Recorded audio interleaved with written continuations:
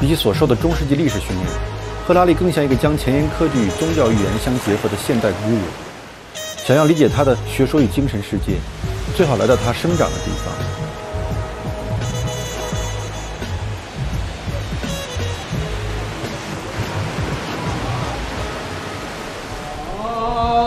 爱你中国，我爱你中国。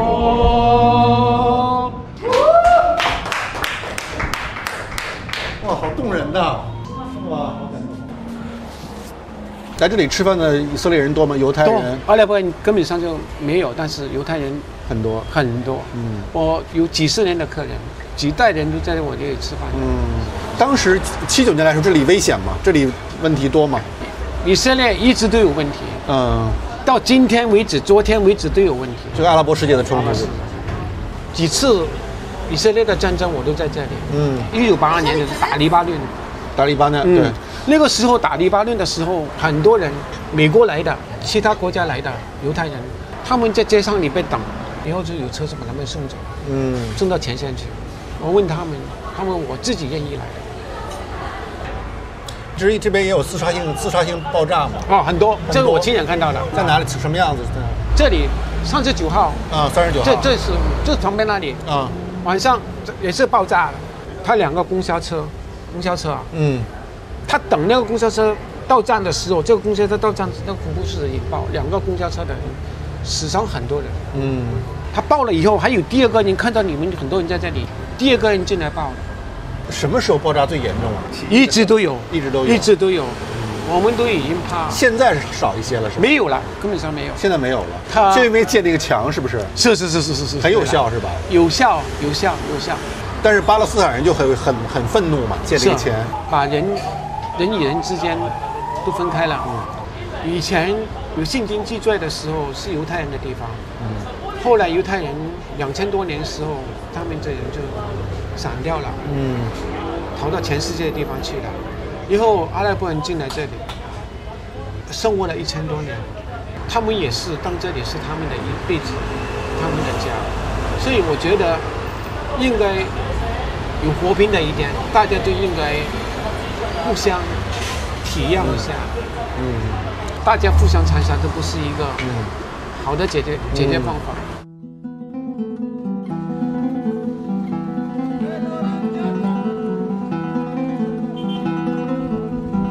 哇，这么高这墙，比那个柏林墙高多了。对啊，高太多了，这得有什么8米、10米高。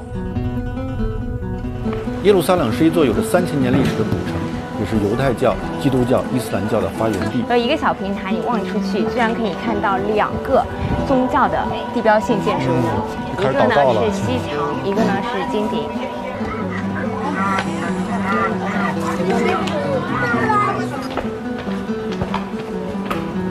与耶路撒冷相距1小时车程的特拉维夫，却是一座引领世界科技的现代都市。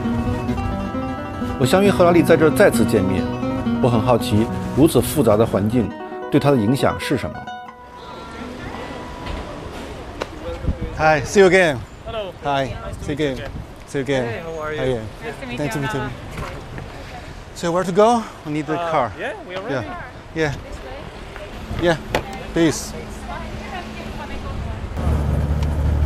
You know, I just traveled from Jerusalem, the old city. You see the different culture, different religion, and I mean very mixed culture, and lots of burden from history. Is there a kind of Israeli mentality? Could you describe it? As a tourist, maybe you go there. Oh, it's very interesting. Or you see all the old places. All this is where Jesus was, and so forth. But you live there. The amount of hatred in that place. It's like a nuclear reactor of hatred. You know, religion can be a wonderful thing, but when you live in Jerusalem, you realize that it can be a terrible thing. How much hatred and anger. Ideally, a temple or a religious place is a place where you go in order to experience peace and harmony. If you go to a temple and you experience hatred and anger, then this is a dysfunctional temple. It's not working, you know. It's like going to a hospital and getting back even more sick. So Jerusalem for me is a dysfunctional temple.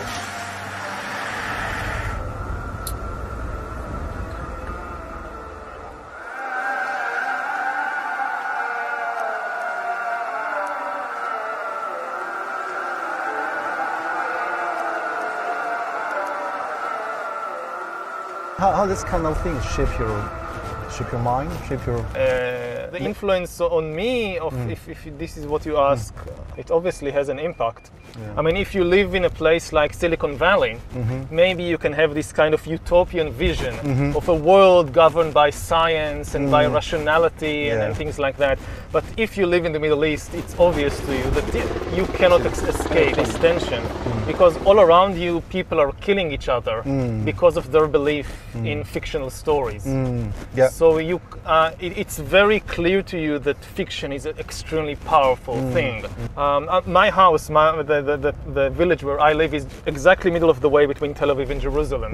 On the one hand, I'm very connected to this world of Tel Aviv. Modern technology, modern technology, high tech, all that. And on the other hand, very connected to Jerusalem with all the religion and mythology, and especially this is why I think much of my writing and scholarship is about this tension between the modern world of the 21st century and artificial intelligence and all that, and on the other hand, the still great impact of all these mythologies and fictional stories and religions. When did you notice the tension?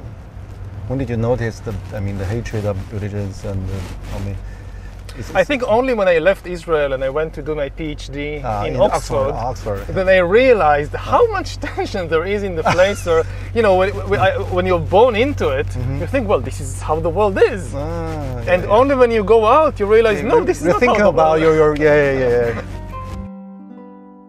为了更充分理解这个国家与赫拉利，我约了几位当地人闲聊。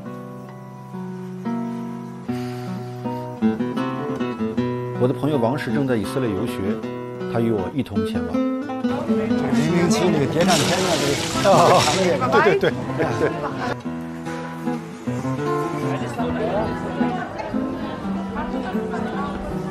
第一位是阿拉伯律师。Nice to meet you. How do you think about the Jewish people? I mean, the Jewish come back. Take the city, they become the new authority. Is understanding or for you not? For me, I don't have a problem with the religion about the Jews. And they was living here before the occupation, and we have places that they are neighbors of the Arabs, and they don't have any problem with the Palestinian here. Before the occupation, when they kick them out from Europe and receive them, and later they are get of this country. But after, it's became the problem.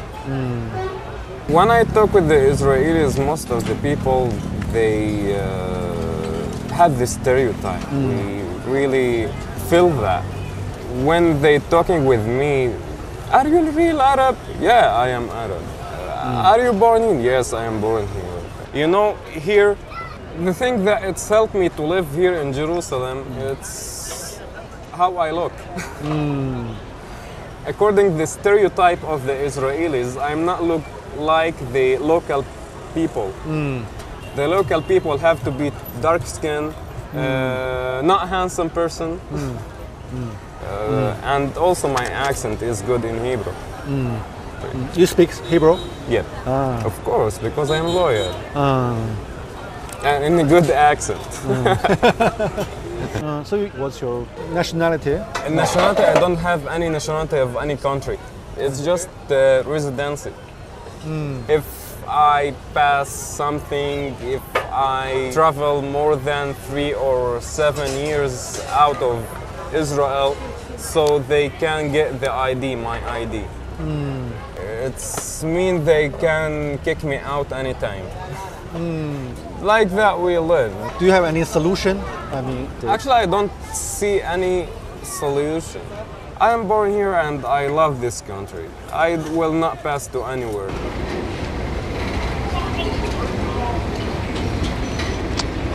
forgot a car. Oh, Oh, it's okay. it's okay. It's okay. When did you arrive? It's a, When did you come to Israel? 2 days ago. Oh, 2 days ago. So you've been around. Yeah, spent 1 day in Jerusalem and here. Yeah, come here. Yeah. You're much more relaxed than in China. Me. Yeah. Yeah, because you know in China you run around from here Yeah, to yeah, there, yeah. and here Too it's many like, things. Yeah. Oh, what nice view. You want some water? Yes, Some water would or- be nice.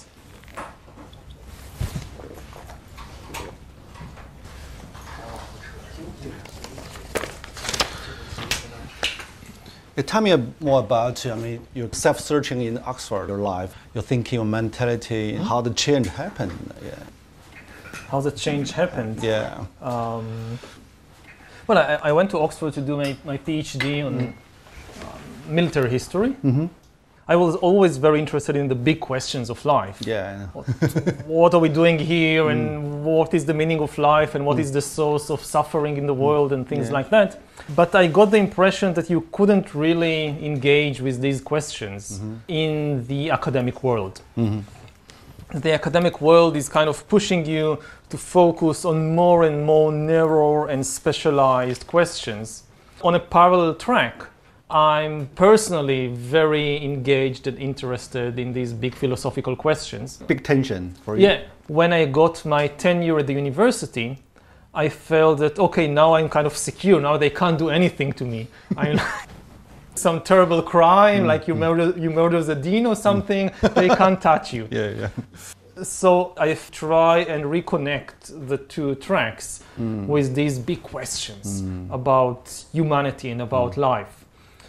I guess it was luck had something to do with it, but it was very successful. In the 20th century, there are some historians also ask big questions like Arnold Toynbee, H.G. Wells. How this kind of tradition shaped you? I mean, Influenced me. Yeah.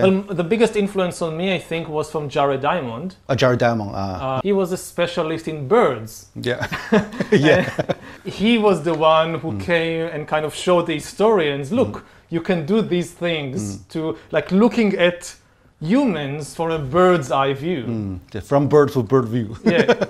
So, if comparing Jared Diamond, what's your advantage and disadvantage of your books?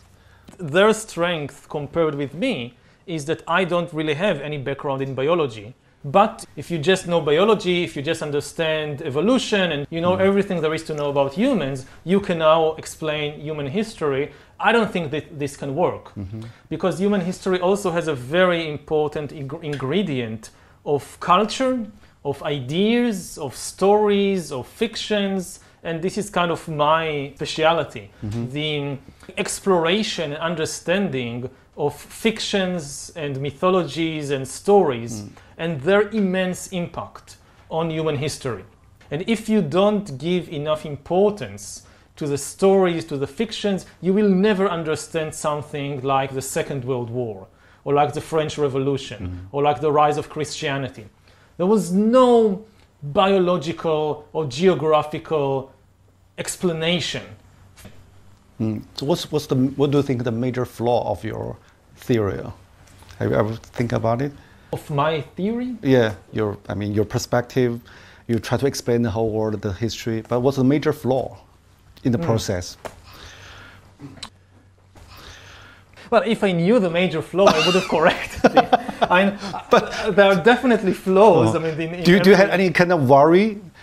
Maybe I speak so much about the change, the process, but actually I don't understand very well. Do you have any kind of concern? There are many areas. Because your tongue in the books is so confident. So, yes. Yeah. There are many areas that I talk about and I have no first-hand experience. I just rely on what the experts in the field say and I believe them. And I have no ability to kind of verify for myself that what I'm saying is true. I just believe them. So it's only second-hand knowledge. I read articles and books about artificial intelligence and what are the principles behind the program, behind the machine learning. So I trust that they are right. I hope that they are not kind of, making this colossal mistake and leading the entire world after them.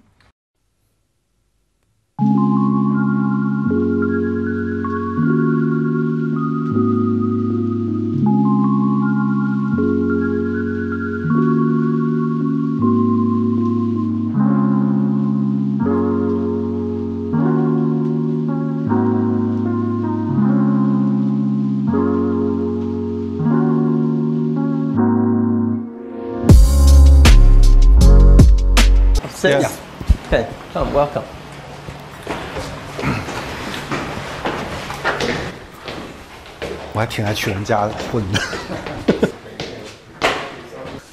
Welcome, welcome everybody. Maybe say something about yourself. You're from Dutch? Well, I am from a Dutch-German family, but I was born here. Nowadays, I'm studying to become a rabbi, conservative rabbi. How could one be a rabbi?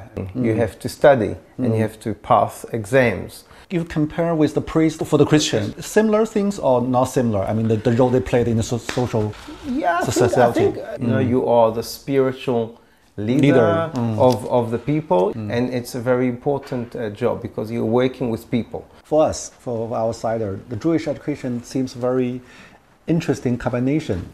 On the one side, it's quite religious. You stick some everlasting truth. On the other side, the Jewish people seems very open to new technology, new knowledge. So how to explain the combination of this kind of paradox?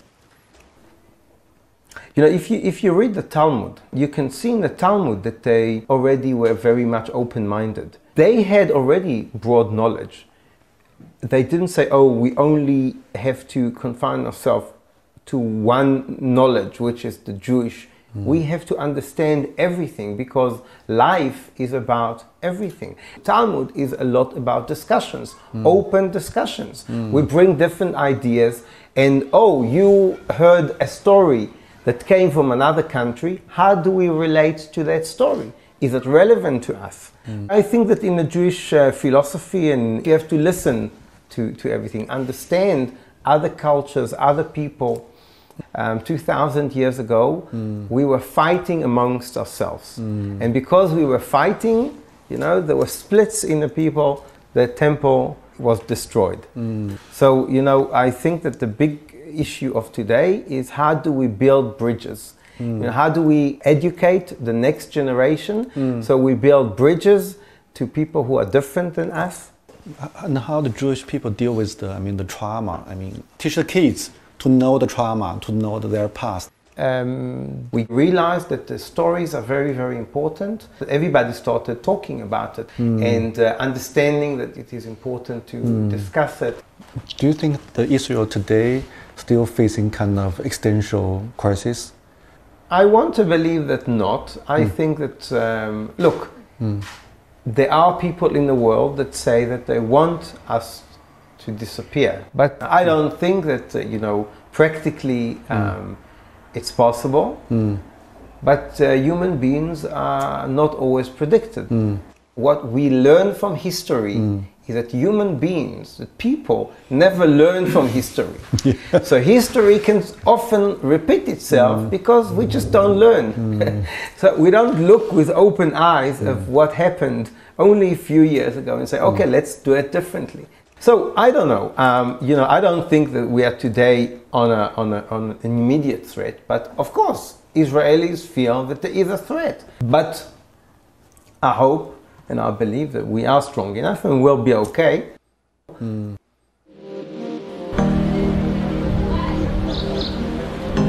在以色列，宗教深入人们的生活，不同教派主张各异。